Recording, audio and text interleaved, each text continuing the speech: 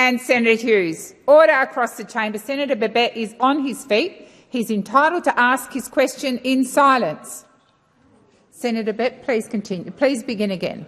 Thank you, President. Now my question is for the Minister for Finance, Minister Gallagher. Minister Gallagher, we meet again. Minister, your recent social media post on X, formerly known as Twitter, claimed that digital IDs are not compulsory. Now that post was labelled as potentially misleading.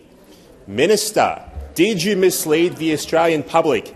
Can your digital ID be compulsory, or perhaps, Minister, are the fact-checkers wrong on this one? Thank you, Minister. Thank you, Senator Babet. Minister Gallagher. Thank you, and I thank Senator Babet for the question. Just for the record, we don't meet often at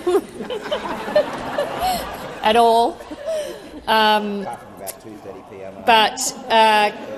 But can I say, and I haven't seen the post that he refers to, but the digital ID legislation makes it clear that the digital ID is voluntary for individuals accessing government services.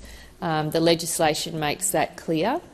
I have also been on the record saying that for businesses, it is a requirement to use MyGov ID for certain engagements with the ATO, and that is for security reasons and to minimise the risk of fraud relating to businesses and their transactions with the ATO. But the legislation is very clear that digital ID is voluntary and that government services must be maintained. Options for individuals to access government services must be maintained for those that choose not to have a digital ID. But the idea behind a digital ID is to improve personal or security for personal information, and we know that Australians are very worried. About 3/4 of Australians are worried about theft of identity, cybercrime scams, etc.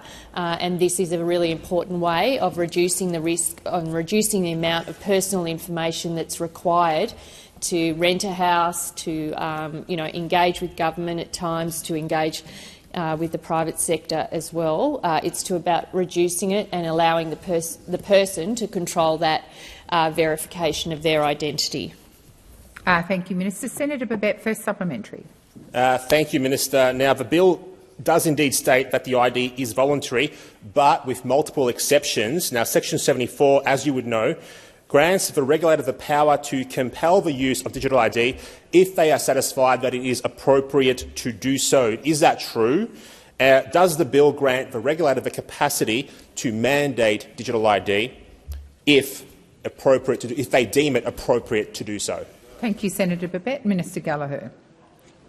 Thank you. And I think this goes to the point that I've just made about the fact that digital ID is required for businesses engaging with, say, the ATO at the moment, or a director's ID to minimise the use of fraud.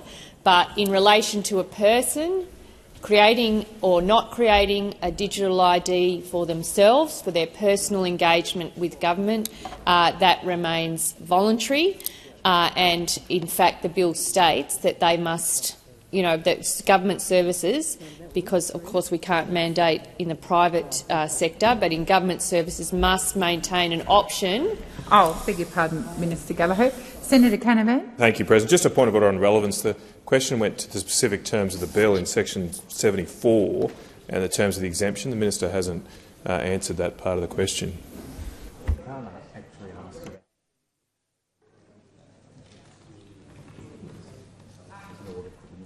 Senator Canavan, I will remind you that you can't, as I'm sure you know, ask about the detailed provisions of a bill that are before the Parliament. I think the minister is being relevant to Senator Babet's question. So, Minister, I'll ask you to continue, please. Yeah, and I answered that at the outset, which was reflecting the current arrangements at the moment for MyGov ID to be mandated for certain engagements with business or corporations, but not for individuals. Thank you, Minister. Senator Babet, second supplementary. Thank you, Minister. Now, Minister, in the 1980s, your party proposed the Australia card. Now, a Labor Party backbencher at the time, anyway, Lewis Kent, said the card was un-Australian and it should be more appropriately called the Hitler card or the Stalin card. Now, many have compared your party's digital ID to the Australia card. Now, Minister, how will you ensure that the centralisation of ID federally will not be misused by any future governments? Thank you, Minister. Minister Gallagher. Thank you. And the digital ID, and I said this before, it's not a card, it's not an ID scheme, it's not a new number. It's a voluntary, secure, and I actually don't think Senator Canavan understands what it actually is here, because it's about verifying your identity.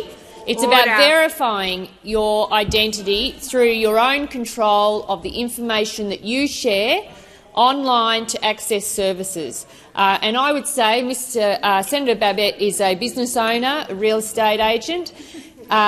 You would know from dealing with rental properties and things the amount of information that you have to collect to verify potential tenants. This has the opportunity and the potential to significantly reduce the information that you as a business holder would hold in your own records about individuals that may rent properties off you, and that protects you as a business owner and it protects tenants of those rental properties. The time for answering has expired. Senator.